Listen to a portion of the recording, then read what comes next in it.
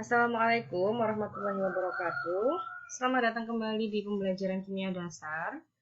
Di video kali ini kita akan membahas tentang persamaan reaksi sebagaimana yang sudah saya bicarakan di video sebelumnya, di video terkait hipotesis Avogadro. Jadi persamaan reaksi dalam kimia itu sangat penting ya, dan ini menggambarkan reaksi kimia yang terdiri atas rumus-rumus kimia, zat-zat reaksi dan zat-zat hasil reaksi, disertai koefisien, kemudian indeks reaksi dan fase dari masing-masing zat yang bereaksi. Nah, siapkan alat tulisnya apabila ada hal yang ingin dicatat, boleh dicatat. Jadi, reaksi kimia ini mengubah zat-zat asal atau reaksi menjadi zat baru atau produk. Sebagaimana yang telah dikemukakan oleh John Dalton, jenis dan jumlah atom yang terlibat dalam reaksi tidak berubah, tetapi ikatan kimia di antara reaksi itu akan berubah. Ikatan kimia dalam reaksi ini diputuskan dan terbentuk ikatan baru dalam produknya. Atom-atom ditata ulang membentuk produk reaksi. Perubahan yang terjadi dapat dipaparkan dengan menggunakan rumus kimia zat-zat yang terlibat dalam reaksi. Nah, cara pemaparan ini kita sebut dengan persamaan reaksi. Hal-hal yang digambarkan dalam persamaan reaksi adalah rumus-rumus kimia zat yang bereaksi. Nah, kalau di sini adalah zat yang bereaksi atau reaktan adalah zat yang berada di sebelah kiri anak panah. Kemudian zat-zat hasil reaksi atau produk ini kalau di sini kita gambarkan yang berada di sebelah kanan anak panah. Anak panah ini artinya membentuk atau bereaksi menjadi gitu ya. Jadi kalau kita lihat ini misalnya N2 yang bereaksi dengan H2 akan menghasilkan 2NH3. Jadi anak panah ini cara membacanya adalah membentuk atau bereaksi menjadi seperti itu. Wujud atau keadaan zat-zat reaksi dan hasil reaksi ini ada 4 macam. Jadi ada yang G atau gas, cairan. Ini gas ini ya. G ini adalah fase zat yang bereaksi.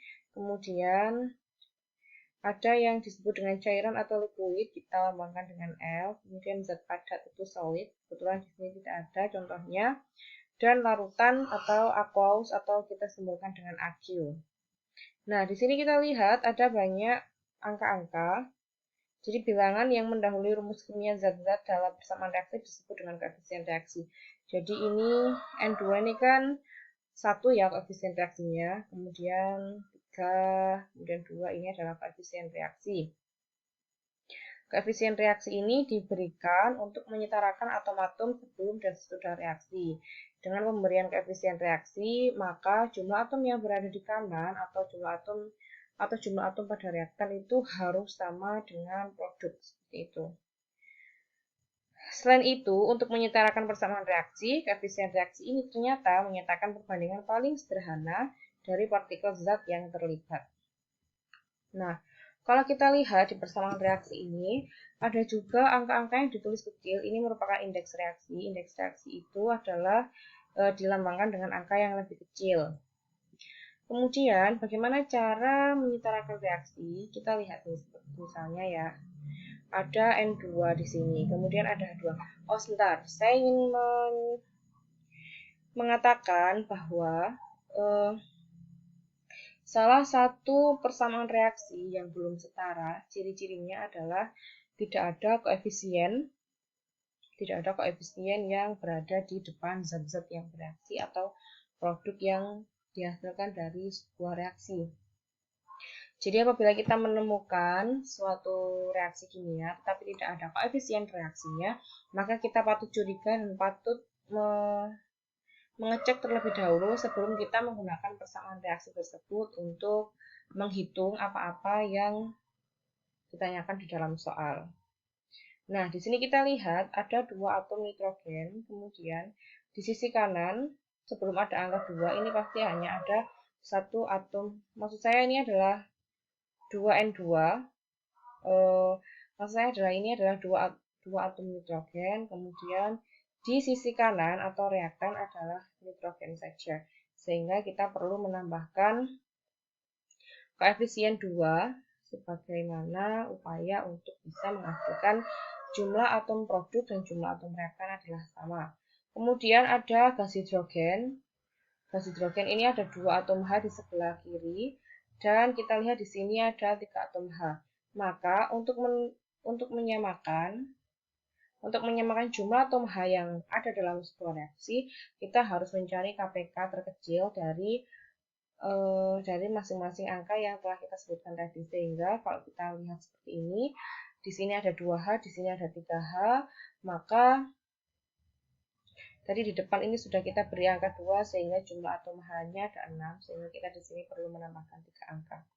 Sama halnya dengan persamaan reaksi antara pembakaran gas hidrogen yang akan menghasilkan molekul air seperti itu. Jadi ini adalah fase gasnya. Kalau kita lihat nitrogen ini adalah gas, hidrogen adalah gas, dan NH3 adalah aqueous. Jadi ini sebenarnya kalau kita lihat koefisien wujud zatnya adalah N2 ini adalah gas, H2 adalah gas, dan NH3 adalah larutan atau kita simbolkan dengan aqueous. Kemudian untuk contoh persamaan reaksi selanjutnya adalah ini 2H2 dalam fase gas direaksikan dengan oksigen dengan fase gas akan bereaksi menjadi 2H2O dalam bentuk liquid atau cairan.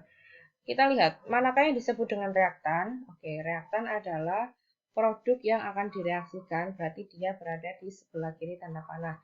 Sehingga reaktan pada contoh soal ini adalah 2H2 dan O2. Kemudian yang ditanyakan adalah produknya. Produknya adalah 2H2O ini. Koefisien reaksi 2, 1, dan 2. Kemudian indeks reaksinya adalah hidrogen ada 2, oksigen ada 2, dan 2 air. Indeks reaksi hidrogen ada 2, oksigen ada 2, dan 2 hidrogen dan 1 oksigen. Kemudian wujud zat yang ditanyakan, hidrogen berupa fase gas, oksigen fase gas, dan air berupa cairan. Nah, untuk bisa makin memperdalam dan memperjelas ilmu penyetaraan reaksi, di sini saya sudah menuliskan 4 soal yang kalian harus mengerjakan soal tersebut ya. Apabila ada kendala atau kesulitan, silakan tulis di kolom komentar.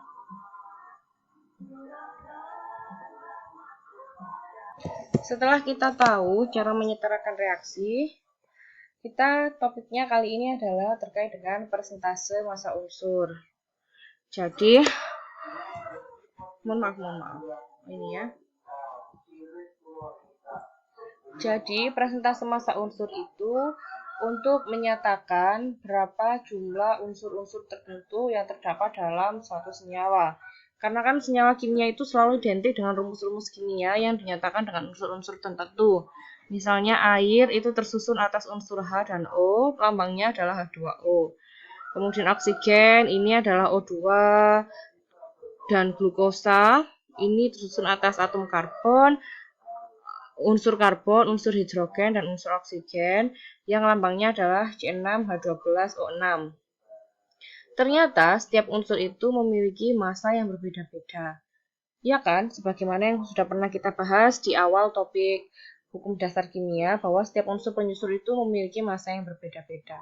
Karena memiliki massa yang berbeda-beda, maka persen massa penyusun itu bisa kita cari dengan cara rumusnya adalah jumlah atom unsur dikalikan AR atau massa atom relatif unsur dibagi dengan massa molekul reaktif suatu senyawa dan kita kalikan 100%. Karena ini adalah persentase, maka harus dikalikan dengan 100%. Oleh karena itu, topik terkait massa atom relatif dan massa molekul relatif harus tetap diingat dan di sini akan diketahui penerapannya seperti apa. Misalnya nih contoh nih, diketahui massa atom relatif adalah H itu 1, C12, dan O16. Tugasnya adalah kita disuruh menentukan persentase massa unsur karbon dalam senyawa glukosa. Kita masukkan ke dalam rumus ini bahwa persen massa penyusun itu bisa diketahui dengan cara jumlah atom unsur dikalikan dengan massa atom relatif unsur, kemudian dibagi dengan massa molekul reaktif senyawa, kemudian kita kalikan 100%. Kalau kita lihat jumlah atom C yang terdapat dalam senyawa glukosa adalah 6 ya, karena C6H12O6. Kemudian kita kalikan dari ARH yaitu 12. Kemudian setelah kita kalikan, kita bagi dengan MR-nya senyawa. MR senyawa dari C6H12 setelah kita hitung adalah 180. Ini kita peroleh dari 12 dikalikan 6, 12 adalah ARC, kemudian ditambahkan 12.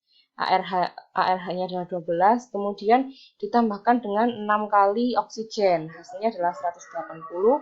Kemudian kita kalikan 100% untuk mengetahui persentase massa penyusun. Setelah dihitung ternyata hasilnya diperoleh 40%. Jadi massa unsur karbon dalam senyawa glukosa adalah 40%. Nah, ini ada soal lagi, berapa persen unsur C, O, N, dan H yang terdapat dalam urea dengan rumus kimianya adalah CONH2 dua kali. Jika diketahui masing-masing AR-nya untuk C adalah 12, ARO adalah 16, ARN adalah 14, dan ARH adalah 1. Silahkan ini dihitung dan dikerjakan di buku tulis kalian. Apabila ada kesulitan, boleh ditanyakan di kolom komentar. Untuk selanjutnya adalah konsep dan pengukuran mol.